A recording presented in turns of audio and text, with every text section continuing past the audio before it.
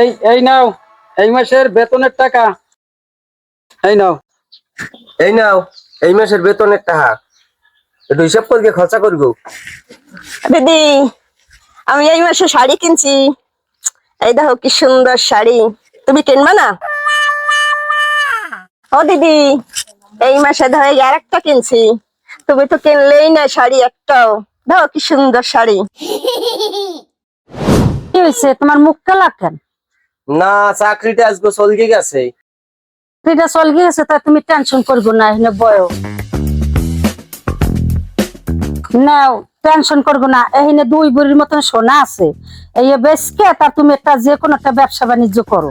না না বউ, এই তোমার বাবার বাড়ির জিনিস এই আমি নষ্ট করতে পারবো না। তোমার জিনিস তোমার দ্বারে রাখো, আমার এক ব্যবস্থা আমি করতে পারবো না। নাও, এটা আমার বাবার বাড়ির স্বর্ণ না। তুমি যে মাসে মাসে আমার টাকাটা দিতে, আমি এই টাকা দিয়ে একটু একটু একটু স্বর্ণ কিনতে কিনতে আমার এই 2 ভরি স্বর্ণ হয়ে গেছে। এখন এইটু দিয়ে তুমি ব্যবসা করো বেচকে।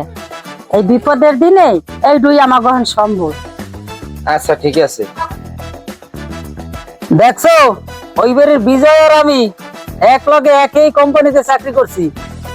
প্রত্যেক মাসে বেতন পাইয়া আর বউ প্রত্যেক মাসে একটু একটু সোনা কিনছে। চাকরি যাওয়ার পর আর বউ এই সোনা রাতে সব দিয়ে দিছে। এই সোনা বেচ কিয়া আজকেও বাজারে বড় ব্যবসা দিছে। আর তুমি কি করছো? মাসে মাসে কাপড় কিন গিয়া ঘর বোঝাই করছো।